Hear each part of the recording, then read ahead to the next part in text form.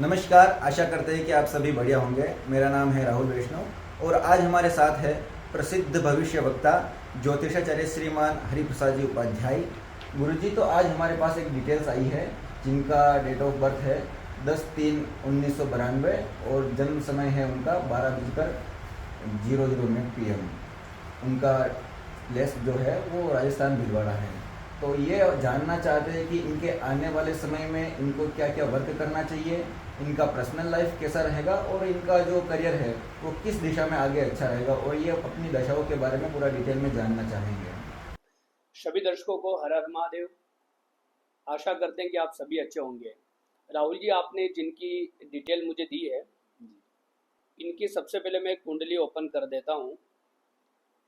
इनका date of birth आपने बताया मुझे 10/3/1992। कुंडली इनकी ओपन हो रही है। प्रिय दर्शकों, अगर आप भी चाहते हैं कि आपकी कुंडली का विश्लेषण हो तो मैं आपसे निवेदन करूंगा कि आप अपना डेट ऑफ बर्थ जरूर कमेंट में मुझे सेंड करें। समय आपने बताया इनका लगभग दिन में 12 बजे का, और जन्म स्थान इनका कहाँ का है? भीलवाड़ा, राजस्थान।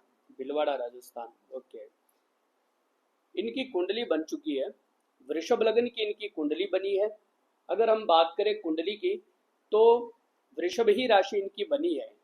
इनकी कुंडली के अंदर चंद्रमा अपनी उच्च राशि में होकर के लग्न में विराजमान है। राहुल जी, ग्रहों की दो अवस्थाएं होती है, एक उच्च अवस्था और एक नीच अवस्था।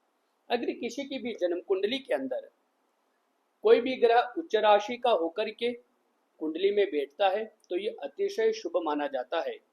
और विशेष रूप से जब कोई भी ग्रह केंद्र में, कुंडली के केंद्र भाव 1, 4, 7 और 10, इनमें अगर उच्च राशिस्थ होकर के बैठते हैं तो ये अपने आप में एक राजयोग लेकर के पैदा होते हैं। तो इन महाशय की कुंडली के अंदर वृषभ लग्न की कुंडली है और इनका चंद्रमा उच्च राशि का होकर के लग्न में विराजमान है। ऐसे इंसान अपने जीवन के अंदर बाल्यकाल से ही धीरे धीरे धीरे तरक्की करने लग जाते हैं। ऐसे इंसान चंद्रमा के प्रभाव से प्रभावित होने के कारण इनकी कुंडली दिखने में सुंदर होते हैं, मधुर वाणी होती है और सभी को साथ में लेकर के चलने की इनकी खूबी होती है। अगर हम इनकी कुंडली की बात करें, जुपिटर की बात करें, तो इनकी कुंडली के अंदर जुपिटर की पोजीशन को जहां तक मैं चेक कर पा रहा हूं, सिंह राशि के गुरु होकर के इनकी कुंडली के अंदर चतुर्थ भाव में विराजमान है। यह भी एक अपने आप में अद्भुत योग है। अष्टम भाव के स्वामी बृहस्पति वक्री होकर के चतुर्थ भाव में बैठकर के अपनी पंचम दृष्टि से अष्टम भाव को देख रहे हैं। ऐसे व्यक्ति अपने जीवन के अंदर मान सम्मान पद प्रतिष्ठा तो प्राप्त करते ही करते हैं, लेकिन जब अष्टमेश की दृष्टि अष्टम भाव पर जाती है तो ऐसे इंसान अपने जीवन के अंदर अनेक विदेश यात्रा करने वाले होते हैं। इनकी कुंडली के अंदर विदेश योग भी काफी अच्छे बने हैं। अपने जीवन काल के अंदर अनेक यात्रा विदेश की करेंगे। विदेश की यात्रा के द्वारा यह धन का उपार्जन भी करेंगे, यानी कि धन कमाएंगे। अगला शायद आपका क्वेश्चन था कि इनका आने वाला टाइम कैसा रहने वाला है कैरियर को लेकर के। देखिए, अगर हम इनकी बात करें कैरियर को लेकर के तो इनकी जन्म कुंडली वृषभ लग्न की जन्म कुंडली है। कर्म भाव के अधिपति इनके शनि बनते हैं, जो कि इनकी जन्म कुंडली के अंदर कर्माधिपति होकर के भाग्य भाव में, यानी कि भाग्य स्थान पर अपनी ही राशि मकर राशि में उपस्थित है। एक बात तो बहुत अच्छी है कि जब शनि कर्म के अधिष्ठाता होकर के अपने ही भाव में विराजमान हो, और वह भी नवम भाव में, क्यों नवम भाव का शनि इंसान को धर्म के मार्ग पर ले जाता है, अध्यात्मवादी बनाता है।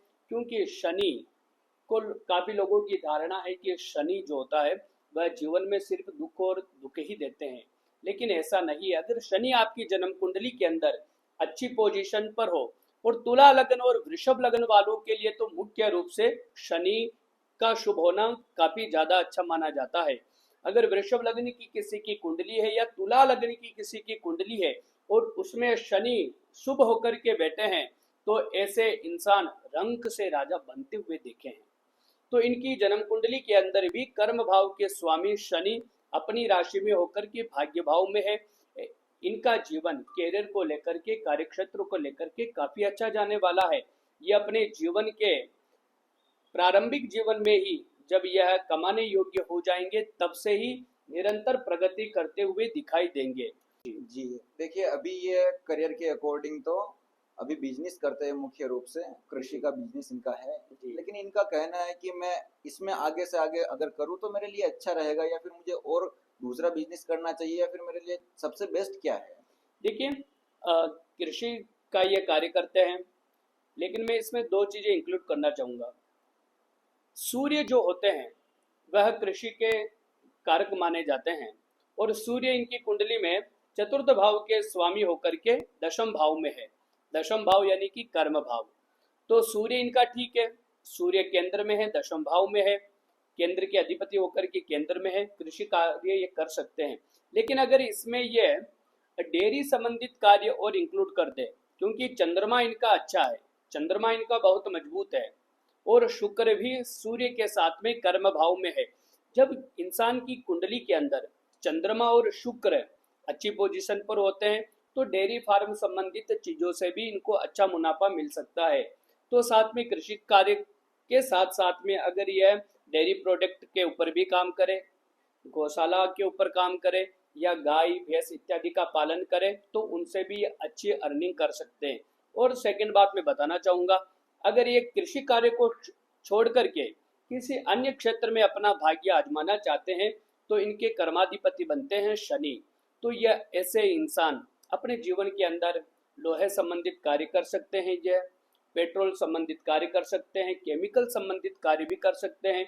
मंगल इनका शनि के साथ में उच्च राशि का बैठा हुआ है, तो ऐसे व्यक्ति लकड़ी संबंधित कार्य, भूगर्भ संबंधित कार्य, जमीन संबंधी कार्य, कंस्ट्रक्शन संबंधी कार्य भी ये लोग कर सकते हैं। अच्छा, मतलब अलग अलग ग्रहों से अलग अलग चीजें देखी जाती है जी इसमें। जी बिल्कुल। और भाव आप जो बोल रहे हैं, 9th हाउस 10th हाउस, मतलब जो करियर हाउस है उसके अकॉर्डिंग मतलब अलग अलग देखा जाता है क्या इसमें? बिल्कुल बिल्कुल, जन्म कुंडली का मतलब ही यही होता है। ऐसे अगर हर इंसान को एक ही प्रेडिक्शन कर दी जाए तो फिर उसका कोई ज्योतिष का कोई मतलब नहीं होता है। ज्योतिष का प्रभाव ही इसीलिए है कि अलग अलग व्यक्ति की अलग अलग जन्म कुंडली होती है, अलग अलग ग्रहों की चाल होती है, और उसी को मध्यस्थ रखते हुए अलग अलग व्यक्ति के बारे में अलग अलग कर्म निर्धारित किए गए हैं। तो कुंडली के अंदर अलग अलग ग्रहों का प्रभाव जब कर्म से जुड़ता है, तो अगर वो इंसान उस ग्रह के अकॉर्डिंग कार्य करते हैं तो उनके जीवन के अंदर सफलता मिलने के सबसे ज्यादा चांस बन जाते हैं। तो गुरुजी बहुत बहुत धन्यवाद आपका, बहुत अच्छे से आपने इस कुंडली का विश्लेषण किया है। हम आशा करते हैं कि जिसकी ये कुंडली होगी, जिसने भी हमें यह डेट ऑफ बर्थ सेंड की होगी कमेंट्स में, उनको काफ़ी अच्छे तरीके से पता चल गया होगा अपने करियर से रिलेटेड या फिर पर्सनल लाइफ से रिलेटेड। आशा करते हैं कि आपको वीडियो पसंद आया होगा, और आप अपने डिटेल्स ज़रूर कमेंट्स में सेंड कीजिए। अगला वीडियो शायद आपका भी हो सकता है। वीडियो पसंद आया हो तो वीडियो को लाइक करें, चैनल को सब्सक्राइब करें। मिलते हैं नेक्स्ट वीडियो में, तब तक के लिए राधे राधे।